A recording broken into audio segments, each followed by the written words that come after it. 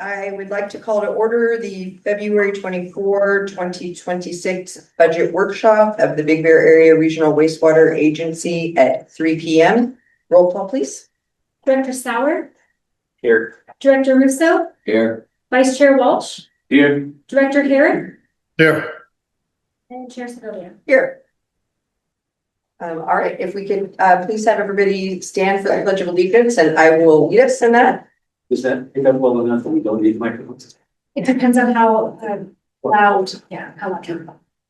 Please join me in honoring our flag.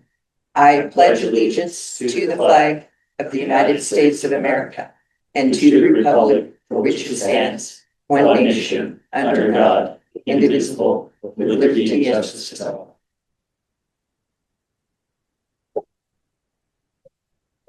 Okay, moving on to public forum.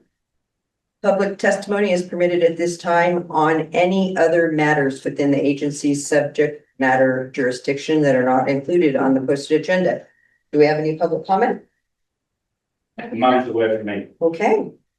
All right, let's move on to new business. Discussion items, our budget presentation. Christine.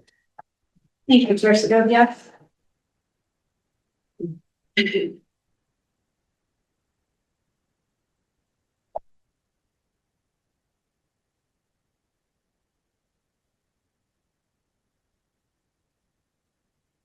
we go. Today we're going to be talking about the budget projections and proposal. That includes the projected performance for fiscal year 26. The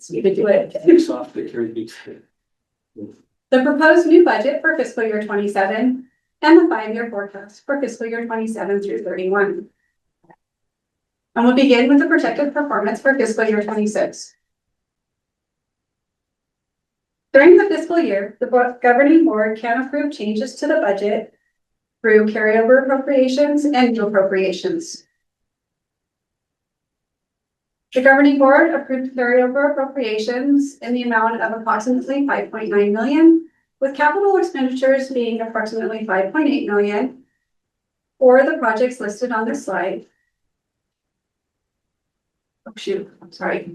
And approximately $80,000 for operating expenses in mainline and contractual services. There were new appropriations of approximately $265,000, with capital expenditures of just over $221,000. You will recall that the total allocation for the outfall line investigation was $390,000, which included a reallocation of $243,000 from the Force County project. There was also a new appropriation in the amount of $44,000 for the maintenance worker position that was approved in December of 25. And let's move on to the financial summary. This is a snapshot comparing the income statement for fiscal year 26 amended budget to the projected year end. As you can see, the variance in operating revenues is less than 1% or $8,100. And we'll talk about the other line items in the following slides. Operating expenses is projected to be $65,000 lower than the amended budget, with significant variances in sludge removal and insurance expense. Sludge removal is budgeted based on the removal of just under 5,000 tons, and we're projected to remove approximately 4,500 tons by the end of the fiscal year. The variance in insurance expense includes a workman's compensation insurance adjustment for longevity distribution, a 7% incentive program discount, and a 5% multi-program discount. Non-operating income and expense is expected to be. I have a question. Oh, yes. Incentive to what? Incentive to do what? The incentive program. So we do trainings. So it's an incentive for trainings and Trying to reduce. so it can help with that. Yeah, there's several different items that if we do those things, they give us a discount on our insurance. Okay.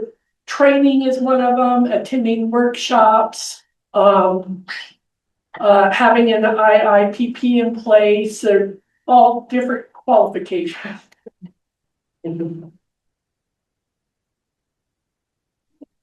Sorry about that, I missed your question here. The non-operating income expense is expected to be 2.2 million when projected, when compared to the amended budget. And with the main variance being in the RBB grant proceeds. RBB grant proceeds are directly tied to eligible RBB expenditures. And those expenditures are expected to be below budget based on the invoices received during the fiscal year. This results in a decrease in the anticipated grant reimbursements.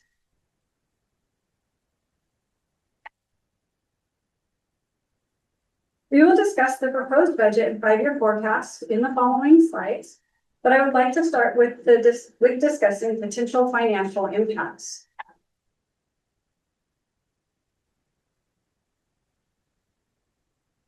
Replenished figure budgeted expenses do not reflect the increased construction estimate presented to the governing board in October of 5, because a funding and financing plan will need to be completed and construction funding approved before this increase can be included in the budget and rate schedule.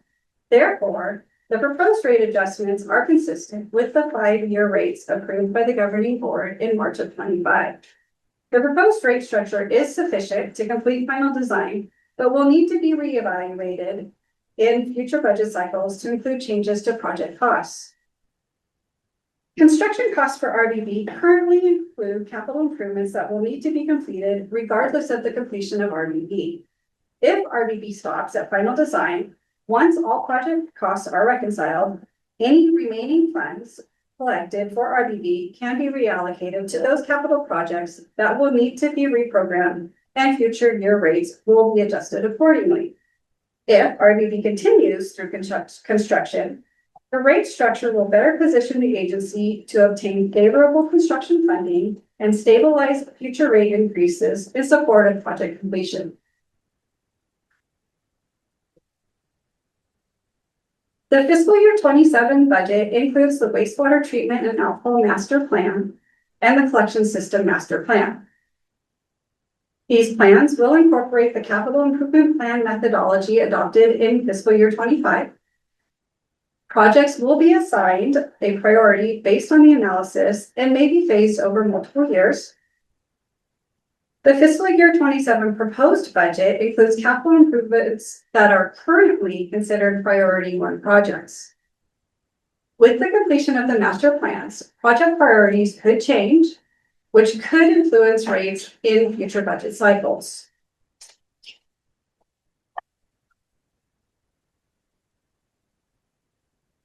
The 2011 refunding loan, which is the Compass One Bank loan, will be fully amortized in fiscal year 27. Yes, sir. What was that for? Broadly, I do have it here. 15 years ago, so. Yes, so there was one of the station buildings. It was, I have it right here. It was LPS, those projects, it was LPS. I have it right here, LPS station. So that was for treatment plant upgrades and partial funding for the construction of the administration building, the 2006 agreement for construction for the cannibalization system, natural gas generator, and several smaller projects. And it financed replacement of the Lake Pump Station building. And it was a $5.5 million 15-year loan. Thank you. Okay, so moving on to the fiscal year 27 proposed budget and the financial summary.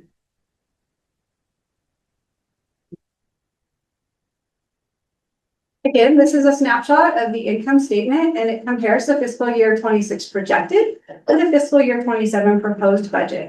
And we'll go over these line items in the following slides.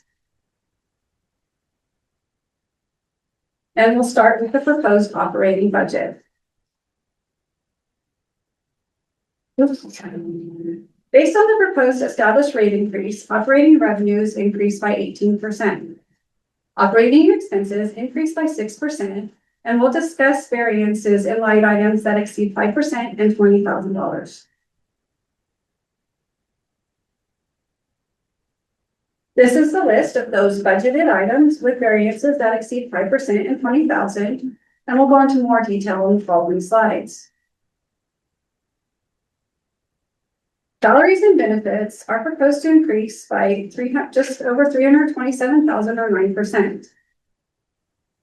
Salaries and wages increased by 10%, with COLA at 3.3% based on the annual average CPI for all urban consumers in the Riverside, San Bernardino, Ontario area.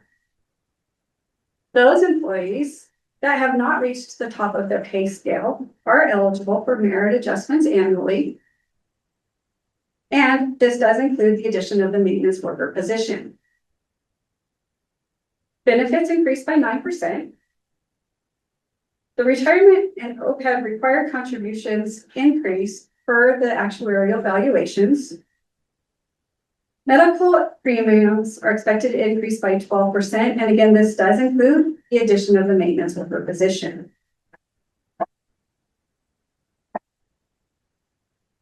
As you can see, the CPI for all urban customers in in calendar year 25 is an annual average of 3.3%.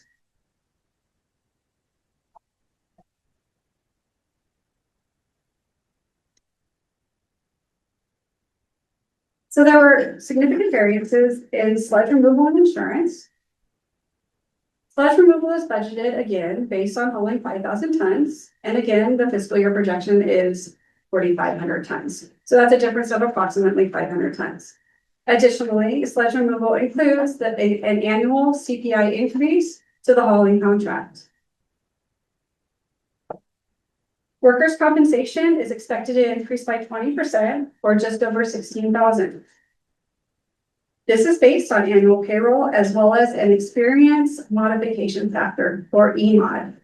The EMOD is a representation of the agency's claim history compared to similar special districts. General liability and property insurance is expected to increase by 3% or just under 6,000.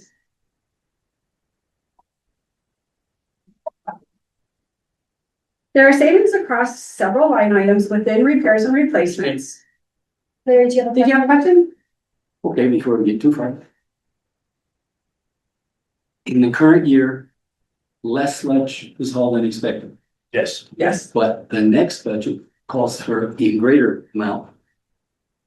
Do we have a grasp of why we haul less, other than the plant didn't produce it? Yeah, go ahead. So on average, we've, in the past, we've accounted for 5,000 tons of, and we've always budgeted for that because we can see, if we see an increase in number of visitors, we often see that number. It's a very common number for us. When we see less visitors, we just get less sludge. That's what happens. So we always budget for 5,000. And we don't really vary from that just because we don't want to be coming back to the board for $45,000 for sludge when we can just account for it automatically with the historic numbers that we've seen. When I asked some months ago about how it impact tourism on the plant, I was told that doesn't impact, it's I&I that impacts the plant.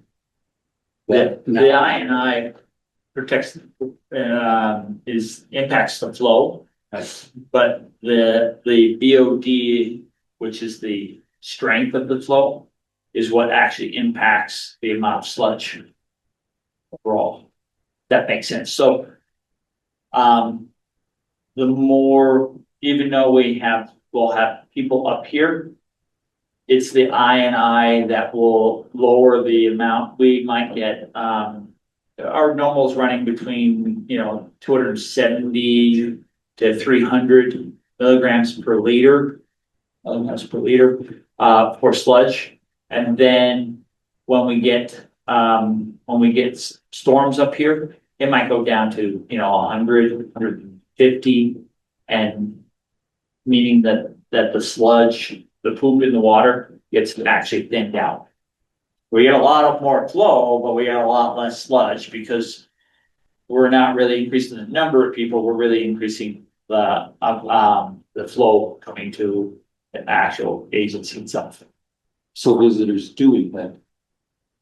Visitors do impact the amount of sludge that we do, but not really. It does impact the amount of flow that comes, but mostly, it's mostly accounted for in our numbers that we've already expected. That 788 million gallons per year that dry weather flow is pretty much on par for having weekends where people come up and visit, or those holiday weekdays, holiday periods.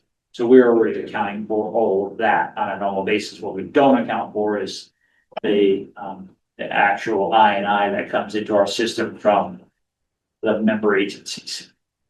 Thank you. Hopefully that helps. Okay, where was it? So there are savings across several line items within repairs and replacements, but the most notable savings in main line. Fiscal year 26 included a carryover appropriation to clean and camera inspect the gravity sewer line, which is generally completed every 4 years. Oops, I should have gone button. Fiscal year 26 communication expense included the replacement of agency computers and setting up new VPN connections and firewalls. This accounts for the variance when comparing to the fiscal year 27 proposed budget. With the addition of the maintenance worker position, agency will be able to cancel contracted services for landscaping and janitorial services, reducing contractual services other. Now we'll move on to the capital expenditures. The proposed capital expenditures for fiscal year 27 are 3.6 million, with the largest investments in the outfall line investigation, the North Shore Pump Station Well 3 rehab preliminary planning and engineering, the master plans, and replenish Big Bear.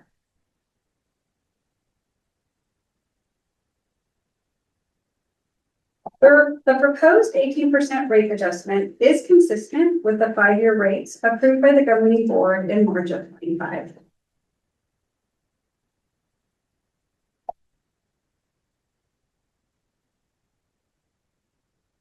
The 2.5 million increase in fund balance is expected with the collection of rates for RDD reserves.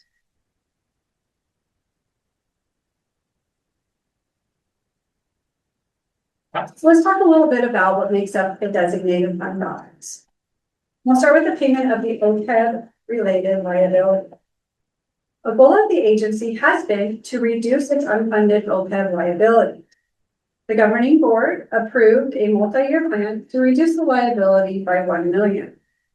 Contributions to the trust directly affect the discount rate used to calculate the OPEB liability. Contributions were made in fiscal year 17, 18, and 20 in the amount of 200,000 each year. The agency plans to make an additional 100,000 contribution in fiscal year 26 and 100,000 in fiscal year 27. Additional contributions improve the security of benefits for current and future recipients and contributes to intergenerational ratepayer equity by better matching benefits costs to the periods in which those benefits are earned.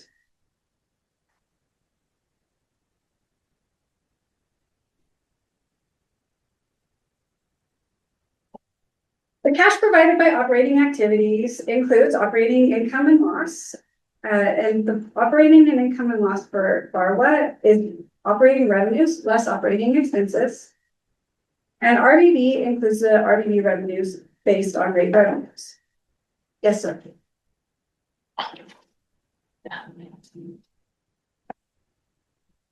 the 3.86 million, Yes. Candy made a motion to finish the design phase. so that we would qualify and not have to pay back that grant. Was that 3.8? Was that 3.96? Is this that number or some other? No, this is, that 3.86 million is based on the rates and the revenue from those rates. Okay. Has nothing to do with grants. No, because we're taking in more rates, correct? Yeah, we're proposing an 18% overall for Barwick and our total. Yes.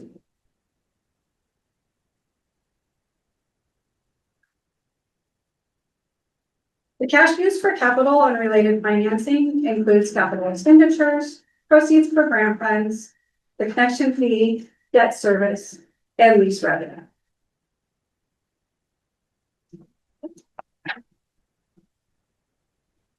Based on the proposed budget, at the end of fiscal year 27, the agency is financially strong. Debt service coverage is 17.37 times, and the minimum reserve requirements are met. While the governing board approves a one-year budget, we also look closely at a 5-year period. Fiscal year 28 through 31 is a forecast period and may fluctuate based on economic changes and changes in capital, operating, and revenue requirements. So let's talk about some key assumptions that were used when preparing the 5-year forecast. And again, the budgeted expenses for RDB do not reflect the increased construction estimate, as a funding and financing plan will need to be completed and construction funding approved. Therefore, the proposed rate adjustments are consistent with the 5-year rates approved by the governing board in March of 25.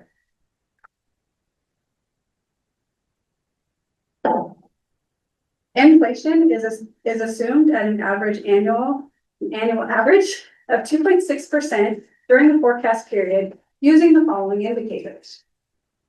The annual average inflation rate as of December 31st, 25. The CPI is 3.3%. The 20 city construction cost index is 2.4%. And the CPI forecast from the survey of professional forecasters as of November 25 for 27 through 29 is 2.5%, then 2.4% for 2030 through 31. In your experience, have these people been spot on?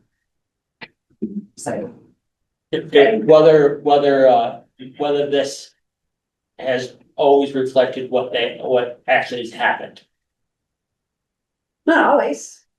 I mean, honestly, when we have an 8.7% 1 year, I noticed, yes. but it stays fairly consistent when there's not a lot of fluctuation through the year. A lot of economic factors that change it greatly through the year.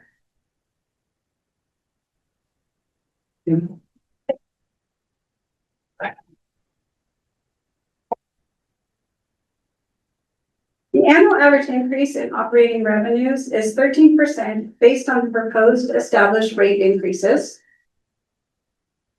And the annual average increase in operating expenses is 21% with the addition of operating expenses for RDB and an increase in depreciation with the addition of the RDB treatment plant upgrades in fiscal year 30.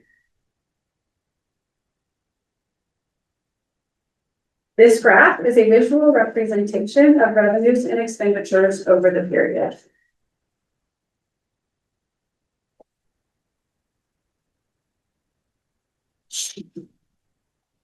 When analyzing rates, the agency takes into account operating costs, reserve requirements, and future capital requirements. Fiscal year 27 through 29 RVB rates are set to build reserve requirements so that reserves are in place to meet debt service requirements, operational needs, and required liquidity and operational reserves. And again, this does not include the increased construction estimate. The proposed rate structure is sufficient to complete final design, but will need to be reevaluated in future budget cycles to include changes to project costs. Generic question. Yes. If the increase in revenues is 13%, expenses is 21%. Are we lagging by 8% or is that somehow made up somewhere else? With the RVB reserves, so we're already trying to feed into the RVB reserves, which will allow us to be able to pay those RVB costs in fiscal year 2030. So we're already building that so that we aren't at a negative at that point. Well, it's just that here it sounds like we're behind, but then when we go to the ratepayer, you're going 18, 18, 18, 6, 4. It's Yes. falling off. And that is because Still okay. we're bringing in rates prior to, so we have that, so we can make those costs. And is this 2029 still the 5-year that was originally adopted? Or is it a 6th year because the 1 year was shorted? I don't know how that's. And the 2029, was pushed out in the 5-year. So it was reflected in the rate structure last year. It would have shown 0, 18, 18, 18, and the 6. Yes. Okay. Right, and we're just projecting, and remember, we have compounding too, which is the other part behind us, we're compounding those percentages. That's why that year it increases by 13%, but over that period. But On the one hand, I don't want to see us falling behind and having to have a killer increase 1 year. right, But it's also a case of I could see where someone would look at this and say, well, why are you collecting so much if your increases aren't that much? right, and we're just building, as you can see from the graph, this graph right here. That we're building those reserves up so that way we can meet the need in 2030.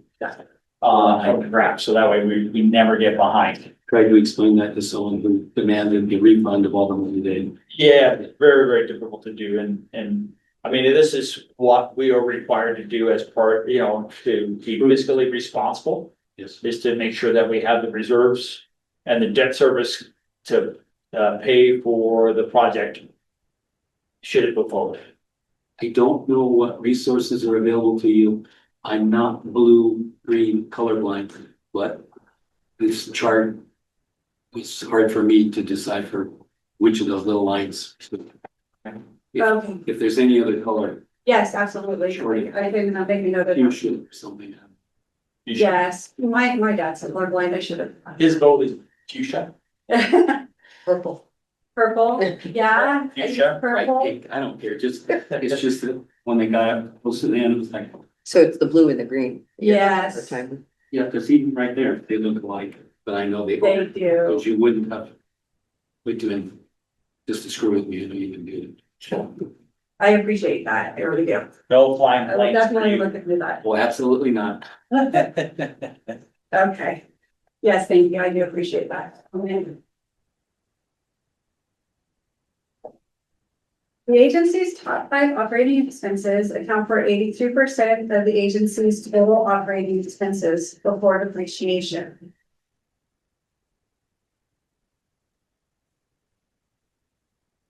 The compound annual growth rate for salaries and benefits is 6%.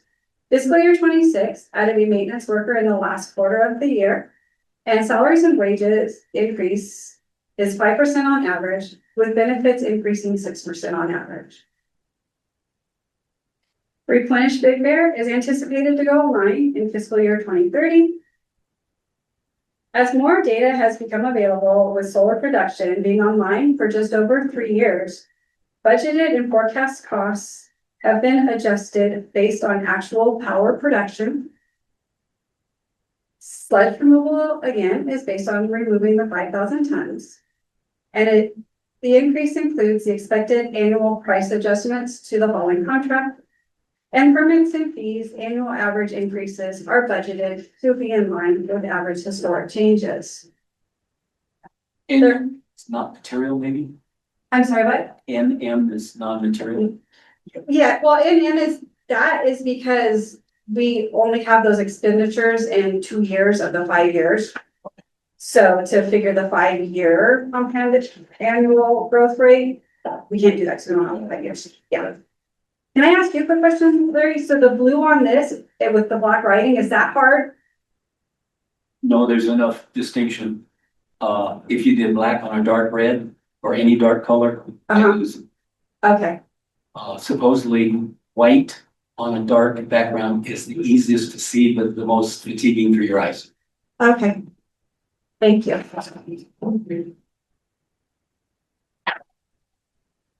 So we're gonna move on to the proposed capital expenditures for fiscal year 27 through 31.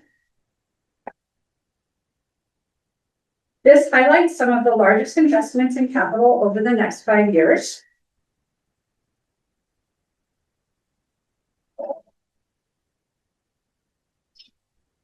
The 5-year capital improvement plan includes approximately 87 million in capital investments with an annual average of 17.4 million.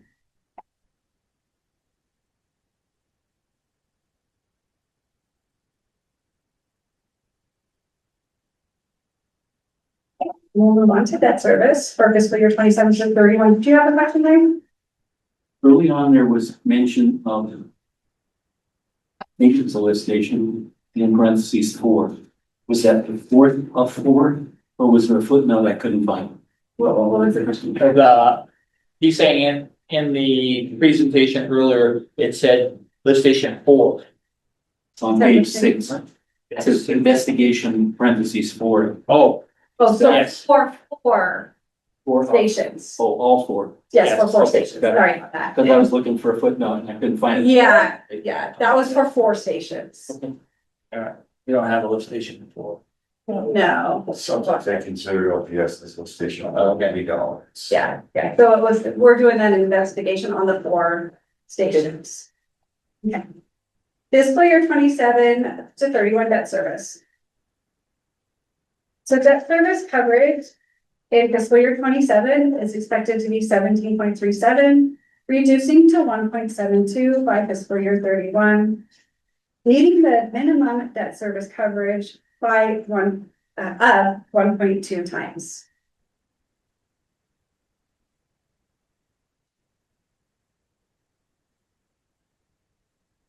Debt service is expected to be just under 330,000 in fiscal year 27, increasing to 3.8 million in 31. And again, this does not include the increased cost for RDB. The increased cost for RDB for reduction. So this is for 75, not 100. Yes.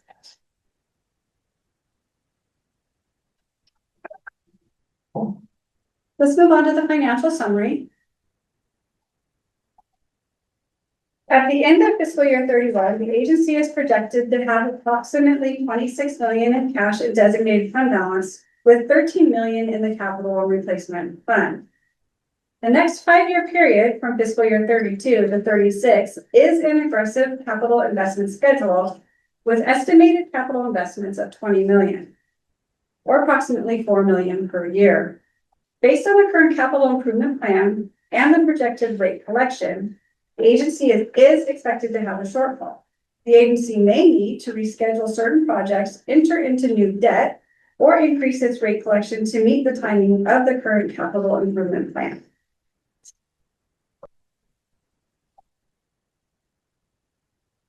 In summary, the agency is financially strong.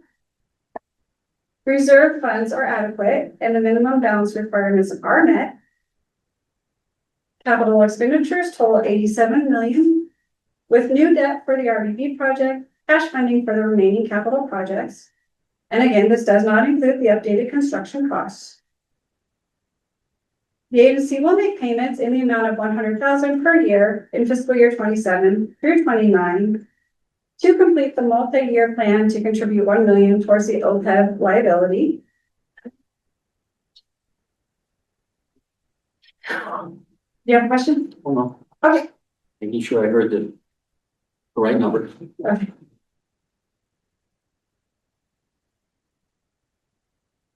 Debt increases over the period, but first, in fiscal year 27, the 2011 installment purchase agreement fully amortizes, which that's a Compass One bank loan. And then funding for RBB begins at the end of fiscal year 27. Debt service coverage starts at 17.37, decreasing to 1.72 by fiscal year 31. And this concludes my presentation, and we're open for questions and discussion. Eric? Rick, do you have any questions? I do. When I see the capital expenditures broken out, it makes me wonder what it would cost. And you can almost interpolate it from the replenish program, what it would cost for us to go to a higher level of treatment. And if that at some point should be considered, at least in projecting out in the future capital expenditures. So we have a little bit better idea of what we understand is coming down the pike at some point, sooner or later. Don't know when it's going to happen. But anyways, I guess my question to David is, does that make sense to start to maybe pull that part of replenish out and figure out what that portion of the cost is, and maybe look at, if not this budget, sometime in the future, trying to figure out that capital expenditure? We're likely to include that kind of a discussion in the master plan, because obviously it's something that we have to account for in the future. So it is going to be included, but it'll be in the master plan, and we'll have that discussion with our consultant and kind of come up with the reasonable expectations on what the treatment level would be if for, say, Lucerne, if we continue to put water down in Lucerne. So yes, the answer is yes, we will do it. Okay, thank you. It's the only question I have. Do you have anything, Larry? Back to page 32, we had contributions towards your OPEB in 17, 18, and 20 for 200,000 each, and then a proposal for 100 this year, and then we budgeted with this year, Yes, and then next year would be another 100. That's where you get the million. next year. Yes, next year will be an additional 100,000.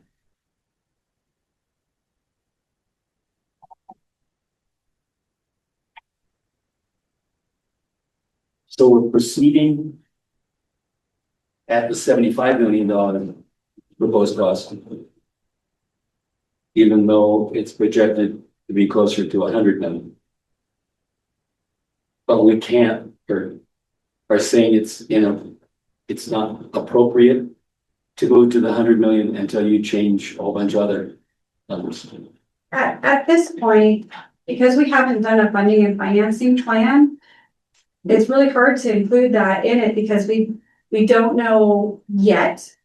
And this would be included in the funding and financing plan, but what type of funding is out there, what type of grants may be out there, additional grants may be out there. So until we complete our funding and financing plan, it's really hard to include that 105 million without having astronomical increases in your rates.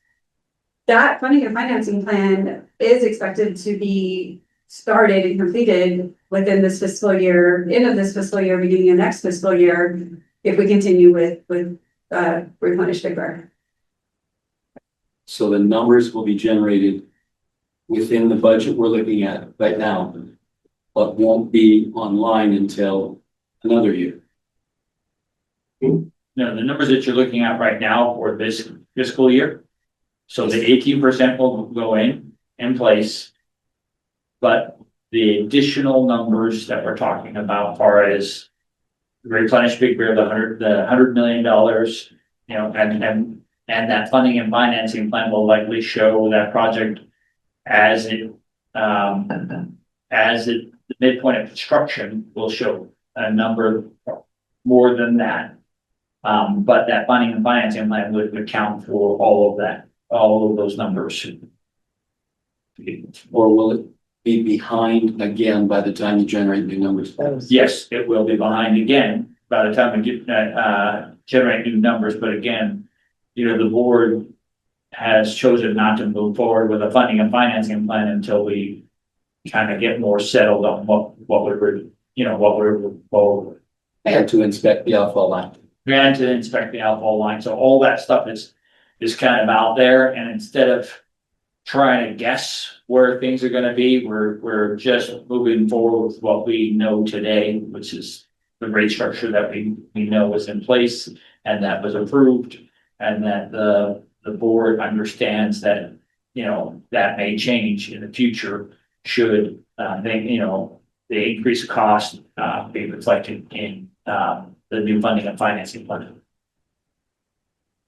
Would we even work on a funding and finance plan in this fiscal year? We know we are not in a position to move forward. We'd be wasting time. I guess I'm thinking about a conversation that I had with Lane where the, preliminary design was a safe place to stop. Yes, And how you've expressed that potentially we could be throwing good money after that. after bad by doing things that we may or may not use. Have no expectation. Right. I am 100% not, at this point, unless the board tells me otherwise, without the additional votes to get, construction funding, I would not bring forward something for the board to consider with a funding and financing plan unless that mindset had changed. I would not spend money to do that. I guess part of my concern too is I'm a little worried that we're entering a zone once we kind of keep moving toward final, that we're wasting the ratepayers' money. I don't want to feel like, we're putting the agency in a bad spot. I know consultants recommended that we stop at option one, which is don't go any further, stop spending money. Right. Whereas we were looking at go to a point we can expect, well, we anticipate getting 4 million to cover it and then stop. And then the next meeting was, we're still going ahead. And then I saw, so in the agenda for tomorrow, so we're redirecting some of the funds from STAG to, was it the outfall line investigation? We're redirecting some of the STAG money. The STAG money, so the EPA has approached us on getting, encouraging us to get reimbursement from the STAG grant, because they don't want the 2022 money to basically disappear. So both for the STAG and for the Title 16, they are recommending that we move forward with getting reimbursed for both of those with this project. And were those, the work that we're doing, that we're getting reimbursed for, would it from Replenish Big Bear? Yes, and it has been completed. Okay, So, there's additional STAG money that we're not required to program, at this moment. And so, or that we can modify what the original grant proposal was put in for. So there's like another 2 million, roughly, about $2 million that can be reprogrammed to a different project. Should the board choose not to move forward with this project, we can do that. But again, that would require the board to probably act sooner than later on not moving forward with that project.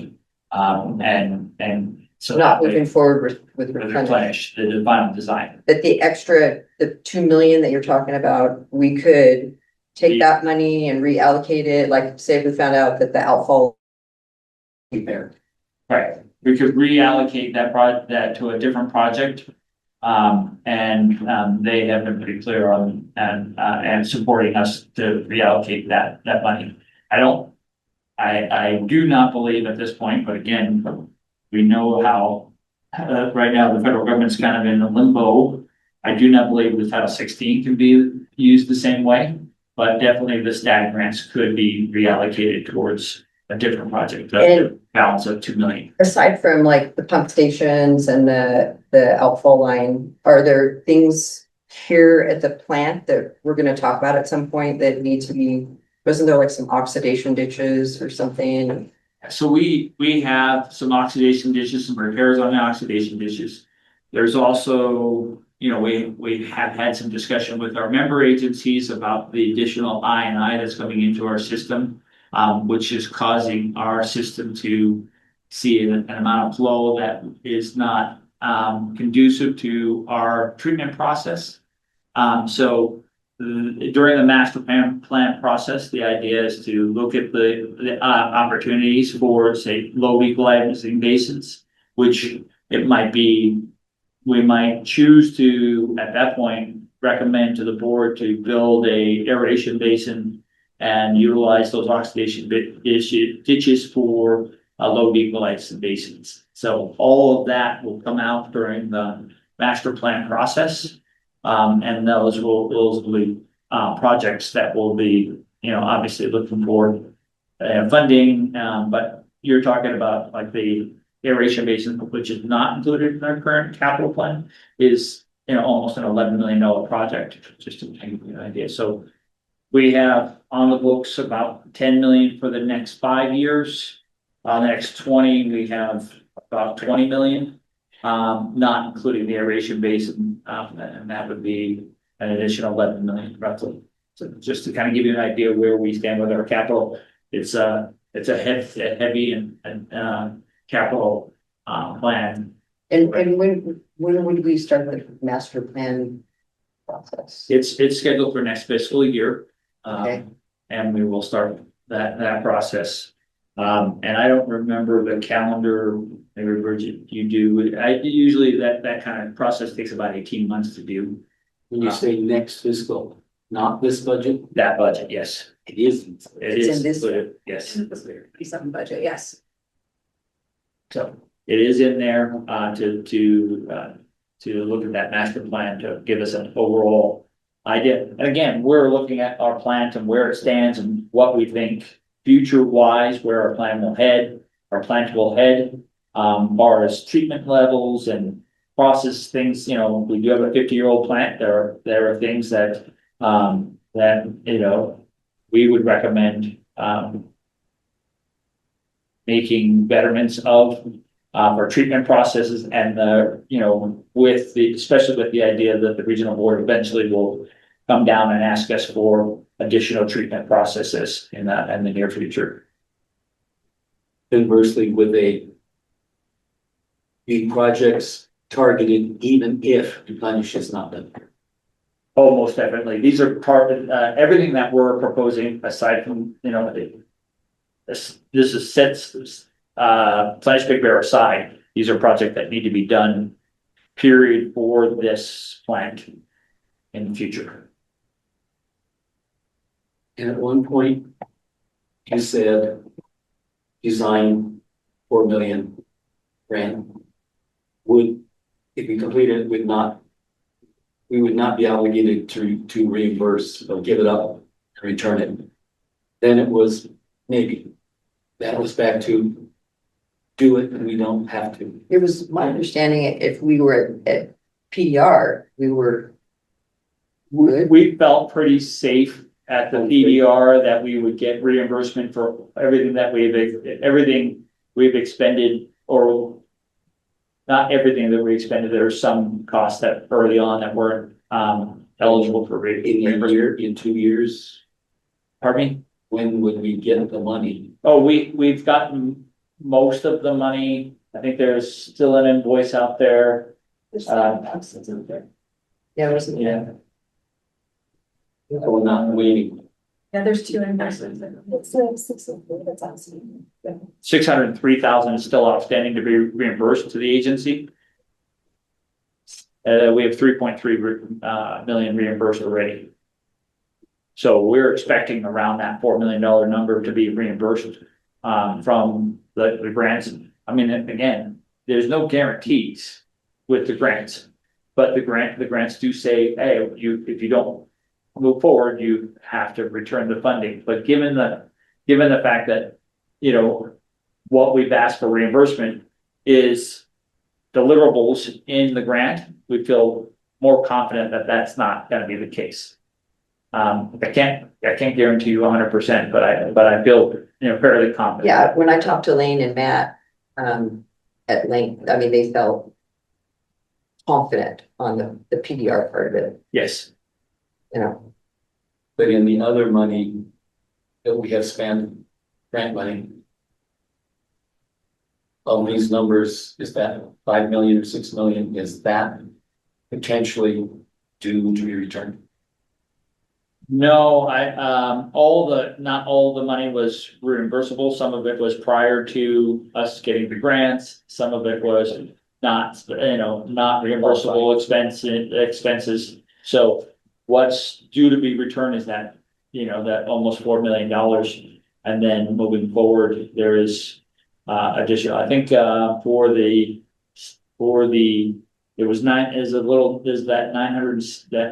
960 that will be reimbursed through STAG. And then there's I think 550,000 roughly for reimbursement through Title 16 that we can get that back as well. But and then moving forward, if we move forward with the design, there would be reimbursement for that. But again, whether we would get it back, we don't know. I mean, whether we'd have to pay it back, we don't know. Right, because is there something in there about actually going out to bid? The Title 16 is assuming that we're going to construction. For sure. Conversely, if you don't, then they want their money back. There is a possibility they could want their money back, yes. I can't say for sure because of the recent conversation I had with the EPA, saying, well, I'm not seeing it for design. When you get to that design figure and you say, okay, here we're at 125 million, that is unaffordable for our valley. And then we say we're not moving forward. They understand those kind of concepts that happens to different agencies that like, hey, you don't know the final number until you get to the final design. And those numbers are higher than expected and higher than our agency can support and our valley can support. Are they also uncertain in that they don't know what they thought they were going to get available from the feds may not be anymore? As you've changed administrations and attitude? At this point, what I do know is the 2022 money is being looked at by the agency as, hey, if you don't request this money to be reimbursed, and execute your final documents to get that reimbursement, we're going to reprogram it to somebody else. That's, and that's why That makes sense to me. right. I mean, if you got 2022 money, that's 4 years ago, and you haven't done anything with it. Where, they don't want to have money just sitting there because then it looks like they're nice, not as expending the funds that they're given. So that's the direction they're getting. If I can make a comment, sorry. I have a question, and maybe it's for a future agenda item because maybe it's taken us too. The previous question has come up regarding equity and with the perception that one agency will have more benefit than another agency. I don't know if there's a way to revisit that in some way so that we can have a kind of an honest discussion regarding it. And so that each agency could go back to their, we'll call it parent agency, and explain, what equity breakdown we might get to in order to proceed. And again, in light of some of the potential expenses, indefinite expenses ahead of us with higher treatment, as well as outfall line repair or replace. It might be wise for us to look at that, and it still could be rejected by either agency. and not move forward with it. But we didn't take a really good bite at that apple. It was on the agenda a period of time ago, and I think we should have taken maybe a little stronger look at it and maybe come up with a system of equity that we can present back to our home agencies. And I think that would assist actually with just clarifying what the future holds and potential expenses. Is that possible to do? Yeah, it's definitely, it's up to the board to give us direction to put that back on the agenda, but we'd be happy to.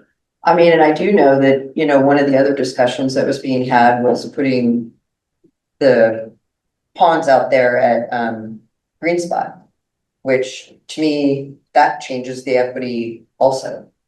You know, I mean, I'm even more in favor of, and I've said this before, of increasing the water going into the aquifers rather than going into the lake. So, I mean, there's a lot of different, I think, aspects to the whole thing of equity. Sure. So, Yeah, if that's the board's desire. Well, the majority of the board's desire to maybe put that back on the agenda, I can do that. Is the next agenda heavily burdened? Can you put it on the one after that? March is the adoption of all of these things, so if there's additional discussion, it could be a heavy meeting, typically it's not. And just to order, if I could, I didn't know, and I don't want to correct you, David, but Yeah, it doesn't. I'm not sure if it's a majority of board members to get something on the agenda that we haven't handled it that way. You're right on, Rick. You're 100% right on. So if you'd like that on the agenda, we'll put that on the agenda for March. is there time to do homework on that? Because there are different options out there as far as how you reach equity. I mean, I understand the perception of the water going into the lake being one perception, and, you know, putting more water in aquifers is there like homework that would need to be done for you guys to? We have extensive reports on the benefits of both options already. So we can pull information from the documents that we already have. We just need to internally discuss what that approach looks like, but I think that we might be able to get it done. Okay, I just don't want to. Yeah, and I appreciate that. You guys for March. So Rick, is March okay? Yeah, no, that's perfect. I mean, we need to open the discussion and see if we can get to, I'll call it first base with that discussion, and then delve into it probably deeper as we move along.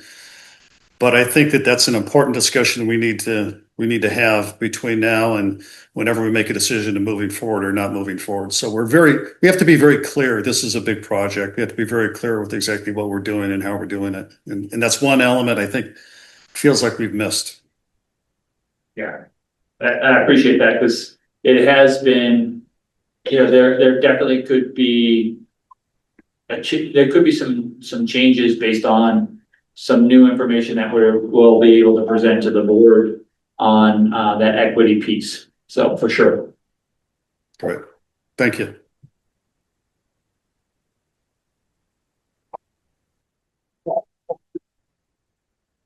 Any other questions on what we've been shown today? Andrew, or anything? I did have a question. We were talking about the grant and how it would be easier to get out of it if we had a good reason, like, oh, this is too expensive. But we can't get there until we have the financing plan in place, correct? I mean, we can roughly estimate, well, first off, the estimate we have right now is the $2025. Right. So midpoint of construction, I think, is probably 28, somewhere in there. That would be midpoint of construction. You know, we'd have to go through and have the consultant do another, you know, cost estimate to get us to $28, which I don't think will be too big of a deal. But then we can give you a better idea of the overall cost at that point. As far as the grants are concerned, I mean, we know it's at least 100 million. We know that number. If you just took, you know, normal I mean, you could definitely see this getting to 125, easy, right? By the time we got, to the end of construction, somewhere in that range. And then, without doing too much work, we probably could give you an estimate on, but you have to look at 100, I think it was 105 as the original estimate. Is that affordable for our valley? That is up to the board to make that decision, whether that's an affordable number for our valley and for our constituents. Yeah, and I guess my question was, do we need the Whitfield loan in place in order to get to that number, that final number? You need the Whitfield loan to, if you actually want to bid the project and get an actual number, a true number as opposed to an estimate from the engineer. Yeah. You would have to have a construction loan in place. And to do that, you need a 4/5 vote to make that happen. And, Rick, was, letting us know that there was some indication that construction costs are starting to come back in line. At least on a couple of projects that he looked at, or that was presented to him. We don't know what that's gonna look like, but again, to actually get that number, you really have to go to finish the design and actually go to out to bid. Yeah, and if we had that number though, didn't go forward with the project, that would help with the grant and not having to reimburse it. Well, definitely for bidding purposes, it gives you a better, like, this is a true number, right? This is like, I could, somebody under contract for this number. They often take the engineer's estimate as pretty solid, they're, usually, hopefully, within, like a 10%, plus or minus 10%. They like to be, mid-range when they bid, as far as contractors. So they're not the high, they're not the low, but they're the mid. Yeah. So, that is not an uncommon thing to use that number to say, yeah, Sure. so. I guess it was just the uncertainty with the paying the grant. Yes, And if we had a number, if we had like an excuse, say, no, don't want to move forward, and this is why we wouldn't have to pay it. Yeah. More or less. I mean, at this point, I would say I would be more than willing to take that on and say, yeah, I have an excuse. This number's just too high for our valley, and we already have the number based on a engineer's estimate that's pretty solid. I would, Yeah, like it would just bring more certainty to the grant of it would, our obligations. sure, for Yeah. sure. Having that would feel. Yeah. Okay. And, again, getting that, 4/5 vote is the challenge. That's the key. Am I misunderstanding, at one point, Bill, you said you can't get a cost of bid without having financing legally, you can't even go out. So it's still a case of you must have financing declared in order to get the bid. So you find out what the cost is after you've committed to borrow the money. That is, right, you use the engineer's estimate to go out and get your loan proceeds. And you put your loan in place, just like an equity loan, basically. And then we bid the project, but you do have to have that in place. As for a public agency, that's a requirement for us to have the funding in place to actually bid the project. You can't do it otherwise. It's called shopping. That's a big, Yeah. And what it would mean is like, contractors can come back to you for damages because you shopped project and didn't have the intent to move forward with it. Right. But correct me if I'm wrong, this would be a loan, it's structured a little differently, where it's not really a loan, it's more of just like a big loan, but it also has the option not, so that's a loan. Right, so the Whitfield loan is, once you put it in place, you can decide to draw down what you need out of it. So if the project comes in lower than you needed, then you could draw only what you need. Right. Or if you don't move forward, you don't draw anything at all, the only thing you'd be responsible for is the preparation cost, which we're already responsible for at this point. Gotcha. Is the preparation cost for the loan, documents and attorney fees and all those other things that we are currently already responsible for. And refresh my memory, how much was the Vivia loan gonna be? The last number in the Whitfield loan, I think was like about 57 million was the number that was in. And I think we may have actually dropped it down to 53, but And we weren't concerned at all. I know that Whitfield loan kind of went by the wayside, and then we found out the 100 million. yes. What about the difference there between the Whitfield loan and what the cost? The makeup loan. Yeah, Well, there is, so, you know, we're entitled to 80% federal funding for the project. So with the current, say, grants that we have in place, we have about 22 million in federal grants. We would be entitled to the difference between that, you know, the 80% less the 22 million, whatever that number turns out to be. So we were, you know, again, you know, it was probably in that 70 to 75 million dollar range we could actually borrow with you. I mean, eligible. Eligible to borrow that amount. There is still a bit of a difference, that 20% still has to be made up. And that would probably be, you know, floating a bond or doing something like that to make up that differences between the two. and a bond would require the voting public? The bond would require the board to, you know, basically it's like a loan. You go out to a loan, private company, or a lot of times the state has those opportunities. So it's not like when we were paying money toward like the dam, No, so it's different than that. it's different than that. You don't have to go up to a vote of people. I think that Yeah, it did. that doesn't not this requires it, you know, especially since we're JPA, so it's different. I know you just talked to them too, right? I did. Yeah, and they're okay with us deferring. And are we referring to the EPA for Whitfield, or are we referring to the Whitfield loan? So I did speak with them, and, you know, we were directed to come back with a loan agreement.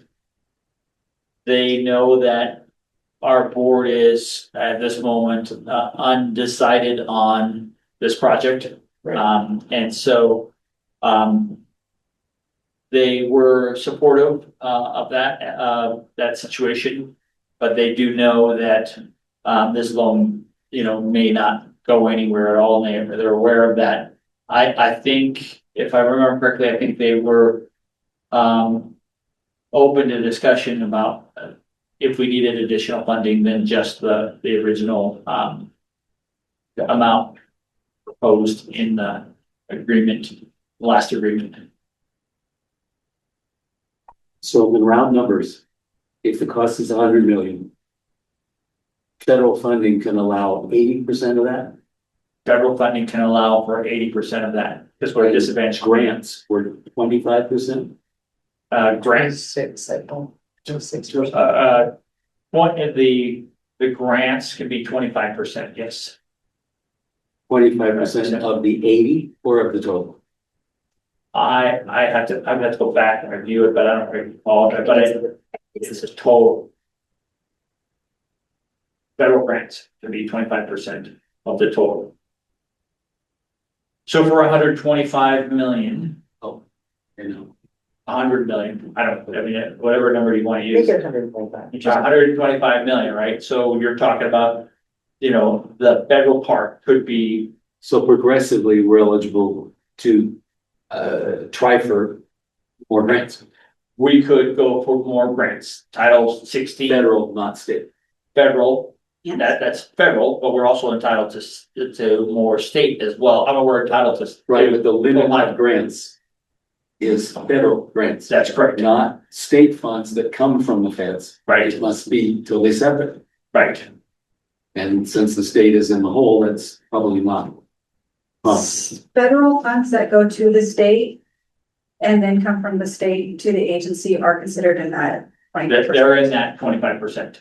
If it's federal money. It's still federal money. If Is it's it- just state money, not federal money coming to them through to us from them, then that is not.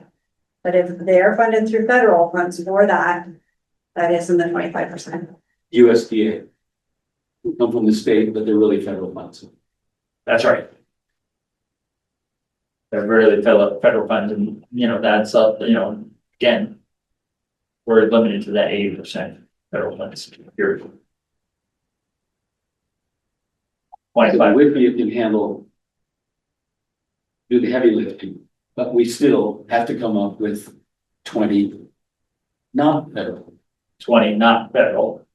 We did get 5 million in state grants already, right? So then we would have just that difference. So, we had, They're still committed even though the state's in the hole. well, we've already been reimbursed Okay, most of that, so I right? can't take it back. We've already spent. Right, we've already spent almost $4 million. No, it would be new grants that you would be having to go for, right? That would be new grants we'd be looking for state level. And, states in the whole, I mean, a lot of times, I'm not sure, depends on what that means to them. Like far as what available grants they've already committed to put out to the general public.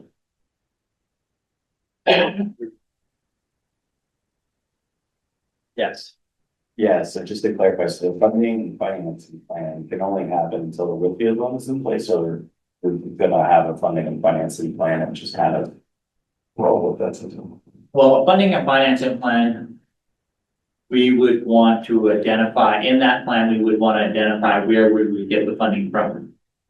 So if we were getting Woodville loans, floating bonds, we would identify all those funding opportunities to fund the project in that funding and financing plan. The reason again, unless the board, there was some changing of mindset on construction loan. I would suggest that the agency spend, the 50,000. I don't know, or thereabouts to put a funding and financing plan in place. Unless there was more support for construction loan move forward. That would be throwing good Yeah. money after bad. Right. I don't want to be responsible for causing the agency to spend money Unnecessary. for nothing. Yeah, And the funding and financing plan is not grant eligible. it's not. It is not grant eligible. So we would have to, that would be something that we would have to pay out of pocket for. Yeah, I guess the funding and financing plan aside, I was just worried about the grant reimbursement and having a better reason to not have to reimburse. It seems as though if we went with flooding, then, and it came to a total price that the board agreed on not to move forward, it's more logical to better reason to not reimburse. There would be a definite reason to not, when you have when you have a construction documents with an estimate, go out to bid, get bids. And then the agency decide not to move forward. Right. That would be a definite, like, well, we don't have the money to do that. We don't have, this came in at, much higher than we expected, and then we would, but.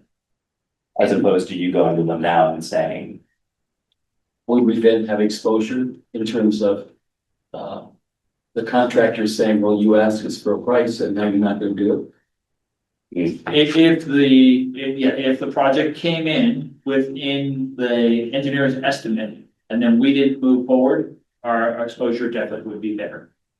Which is probably why WSC was recommending option one, which was the preliminary design report. Yeah, we have a pretty decent chance at this moment with the new estimate to say, let's just mix it now before we move forward and get us further into expenditures that we, that if the board were never going to approve a construction loan, that's the biggest thing, right? Right, we can beat around the bush all we want, but if the board is never gonna support a construction loan, 4/5 vote. Doesn't really matter whether we have construction documents or loans in place, and, if they're never gonna, I mean, if you don't get a construction loan, it's not happening. When you developed a 99.7 $100 million price tag, that was to discharge at division. That number Yeah. was to discharge at division. And then MWD added MWD the 4 million. and MWD, just to, that way we're It's clear. in this project. It is not in this project. Just to be clear, this was a concept that was discussed at MWD. It wasn't something they said, oh, we want you to do this. They were concerned that the putting that water in there may exacerbate, that's the right word, the algae growth, the weeds in Baker Pond. And it may become an issue later on. The last discussion that we had with them is that we would spend the $4 million to do the additional work at this time. Because until it actually became an issue, we don't know it to be an issue, so we wouldn't bother with spending $4 million on a potential issue or potential concern. Rather wait until that, if there is actual concern, then we would come in out and obviously, mitigate that situation. You said of the program, this project to get the water to division did not include the cost to get it from the lake up to Sand Canyon. It does not. You said, paraphrasing, not your problem, that's CSD and DWP. I mean, based on what the attorneys are advising to us, So that would be on top of the 100 million. that would be on top to do that additional work would be on top of the 100 million for the other respective agencies that want to recharge the aquifer. That would be up to them to do the additional work there. We, as Barwa, are allowed to discharge and have this to be a different discharge location, but that's the end of our, availability to take this. With the line from division to move it to Stanfield. Would that be added to this, or is that a separate project? That would be I would assume that would be a separate project should the need arise. In this next board meeting that we're in the March meeting about this equity conversation. Yes. Like differences in prices, but where we're discharging this water. We will have, there'll be some opportunities, like one of the discussions that we've had in the past is whether the agency would be consider, maybe we're not going to the lake at all. Maybe we're just discharging to Green Spot. Right. And recharging Green Spot. And there is, the two water agencies get together and do a joint project to develop a spreading pond and do that kind of stuff. There has been some discussion with the general managers about that, and that opportunity to do that. Whether that really changes the price tag of the project, we can only estimate on those without doing a lot of having the consultant do a lot of work. Sure. But we can give you an estimate on what that might look like financially, because that area specifically can only take, it was, like under 1,000 acre feet. That area, A green spot, a Green Spot. under 1,000. Can I make a suggestion for this meeting, maybe a workshop instead of a regular meeting? It seems like it could be a longer conversation. Are you talking about also for the equity piece? I mean, the Yes, whole, this the whole discussion. discussion, I think a workshop maybe in April might be a better option, then we can get questions from all of you in the meantime, and then make sure that our presentation addresses all of those concerns. Would that be okay with you, Rick? Okay. That's a thumbs up. That's, I can see. I actually think a workshop is a great idea because there's gonna be a lot of discussion. Especially when you're talking about equity and moving the project and, you know, to green spot. I mean, there's a lot of. Yeah, and so that was just the green spot was just an example of opportunity. There are a couple of others out there that the board could discuss and consider. But again, that was just one of those, on top of like the percentages of water that everybody's entitled to, those kind of things. Because remember, that was a discussion in the past too. But you also said that by changing from this project to take the green spot, Tanganyika might disqualify it from receiving grants that has. No, that's not what, Lake in- input. in the discussion that I had with, the long discussion I had with Lane and Matt, which again, now we're kind of going off, which should be part of the workshop. They said that that would not change, you know, that if we tweaked the project, We still discharge some water Some, to Stanford yes. Marsh, we might still be able to meet those grant requirements. It depends on what you decide to do. If the grant is eligible for that or not, we Well, can discuss it goes that. back to the environmental impact report was for this project. And when you change what the project is, now has the environmental impact report addressed concerns such as the outfall line? That's not in the EIR. It's reasonable to look at it and say, well, this is important to the project. Is it viable or is it going to collapse on us? So it makes sense to look at that, but it was not addressed in the EIR. Yeah, so the outfall line. So the outfall line does not have to be addressed in the EIR. That is something that the board can consider. But as far as like an investigation into the outfall line or replacement, those kind of things, replacement would, but investigation work, not likely to be, it's probably be something that exempt because it's a maintenance. I believe it would be exempt. Again, we can check with our environmental consultant, but it is not part of the replenish Big Bear project itself. The alternatives that we're talking about going to, green spot, those kind of things, we might have to do an amendment to the existing EIR to accommodate for those things. So again, it could be, we can have a full discussion in April with all of these, things to consider for the board. But, I believe, and based on the discussion that Kenny had with Lane and discussions I've had with Lane, the majority of the points that we got when we scored high for the grants itself were based on the recharge part. right, Less on discharging into the lake, but more on discharging and recharging aquifers. That was the majority of the points. So again, then at this point, we would again have to go back and have that discussion with the granting agencies, but they were fairly confident that we could modify that to, if we just decided to do spraying grounds as opposed to into the lake itself. Lane was strongly confident on that we could change that. Change that. As we're still recharging water. The outfall line though was part of the whole. If you had a wet year, you were gonna rely on the outfall line as being a relief valve, somewhere to put water if the lake's still. Yeah, the outfall line is still part of the puzzle when it comes to this agency and the amount of water we produce. There was no intent to abandon it.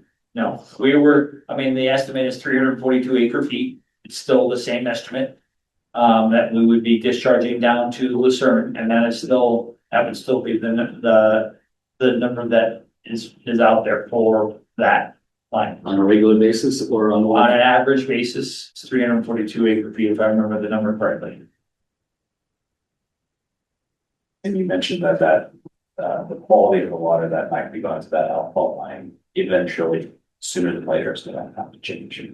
I would anticipate within the next 10 years that they will ask us for additional treatment to keep discharging water down into the surface, for sure. But it would only be tertiary infection. Would be installed. The key is. Unless we treat all the water that comes into the treatment plant, we will always have to use the outfall. So we're clear on this. The outfall line will always be the source. Get 3 million gallons like we did on Saturday and Sunday. Put 2 through the RO system, 800,000 gallons per day is when we go down to the CERN. We actually had more flow this last weekend than we did on the holiday. It's because everybody came out for the snow. And probably some snow melt too then. Yeah, so, I mean, that's, so we understand that. Yeah. I thought we got to turn or anything, I'm just saying that's how it is. So are we okay to adjourn this? Anything else? We're having our, Wait, real quick. oh, yep, sorry. I just want to make sure, based on what I proposed to you today, this is the budget I'm bringing forward to you in March. So I just want to make sure that everybody is aware of that, and if there's any other concerns, we definitely need to address that. I'm still concerned that we're dealing with obsolete numbers when we say 75 million and not 99.7. Yeah, and again, that's, I hear what you're saying about right, it not being. it is something that we're gonna have to like, it's almost like independent of adoption of the budget. Right, At this that's what I was point, gonna say. we're gonna have to adopt the budget because this agency owes a budget number to your respective agencies. We don't have any choice but to put something forward. In a lack of, let's just say, if there's an indecision on this project, it's almost irrelevant at this point. And, then at that point, after we send that out and there is some further direction on this project, whichever way the direction goes, then next year's budget will address all of that and likely, one way or another, we'll end up with a rate study and a finding and financing plan or not. When do you plan to have to revisit the 5-year projected rate study then? The 5-year, You're about to run out, aren't you? I think we have, this is the second of 5, that's, This would be every year. yeah, I think this is the second of 5.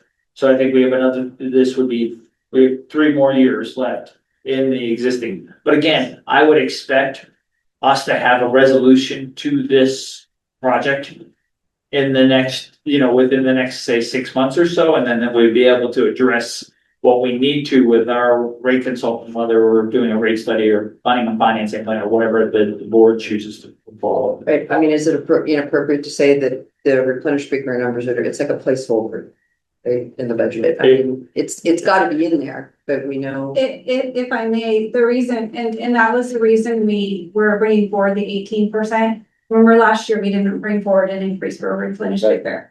But the reason we're bringing forward the 18% is because we're not exactly sure where we're going with the project.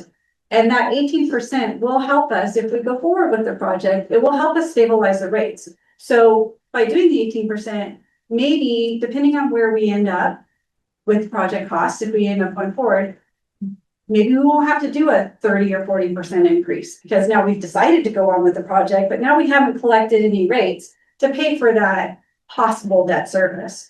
But again, that 18% also will help us if replenished Victor cancels to pay for some of these capital projects. So that's why we're proposing the 18% for fiscal year 27, just to help to stabilize that.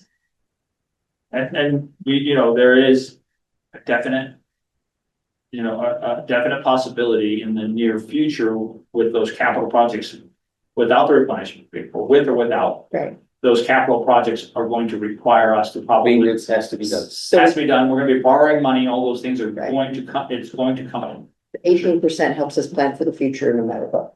no matter what comes up. Yes, thank you. And stabilize it, we'll be able to stabilize our rate structure. All right, so are we good with the budget? I see nodding heads. Rick, thumbs up, okay. So do you need a vote or? No, we don't. Okay. I just wanna make We just sure. want to make sure that we didn't have any substantial changes to the budget, Surprises. no surprises, so that way when we bring you back the numbers in March, you're not, Like what? what are you talking about? What are we doing? Yes. Yes, What? Will these numbers change by March? they should not. Then now, and I only say should because remember the last 2 years, the insurance rates changed on me. Yes. So, but if there is a change, there shouldn't be any significant change. There should be. no Right, and we changes. might, is the, you know, if we got the insurance came back at 11% and 12, well, obviously we would include that number. If it was 15 instead of 12, we would include that number, so that way we have. Yes. Along those lines, Yes, I keep reading, hearing that we're seeing flags just like the 2008, as far as. that we're headed into a collapse. What would it take to really screw up your work? Well, she would have to get her Between now and crystal ball March. out for that. I mean, Well, you know, let's. that came to our boss. Certain marginal stuff go this far or this far. We're not, I mean, I'm not obviously, anticipating we're, anything. and there is some flexibility because we do have an 18% in there, right? So if our actual requirement for borrow itself is 6, then we do have some flexibility should this project not move forward. If it does, you know, and then we can adjust it later on in the future. So I would not anticipate anything like that. So don't watch the news too much later. No, we're not on the hook like high-speed rail that Biden on his way out the door said, here's another 4 billion. And now the next administration said, no, you're not getting that. Not at this Counter point. what you've already spent. We have nothing like that, no sort of Damocles. No, we have there's no sword to fall on. There's none of that stuff where I would say, this is your budget. We're 99.8%. This is your budget. We're conservative enough. Yes, Yeah. but I'm not gonna guarantee. Over the years, we have brought forward for new appropriations. Something can happen, I mean, anything can happen. anything can happen. But, and they've been minor, right? They haven't Yeah. been too spectacular on the appropriate. The only that other thing that could come up is, you know, we are gonna be looking at those pump stations and you know, the Yeah. pump stations and lift stations. And, you know, if something, you know, I get a red flag going, whoa, this is in a lot worse shape, I would have to let you know that and bring that back to you. Well, I ask because here's your workshop. And how many people in the public are here to listen? Well, Well, it's not. Sandra uncomfortable, and that's why I don't come. Yeah, there's us. I mean, this is our due diligence is to do this, is to make sure that we've answered your questions, right? That's our due diligence. But we also get the people who come in. but if they come in, just tell them to watch it on YouTube. I don't think that would work. And if they come in and they say, well, Larry, what did you do? You Why didn't say, you warn us? hey, we were here and we gave it our, you know, our best shot to ask all the questions that we needed to with the budget that was proposed. And we're here. Just tell them Larry, we got out our magic 8 ball and that's how we made the decision. That's right. Okay, All right. all right. Thanks. Thank you, Rick. And I appreciate you taking your time. Thank you. Meeting is adjourned at, what is it? 4:30. 4:33.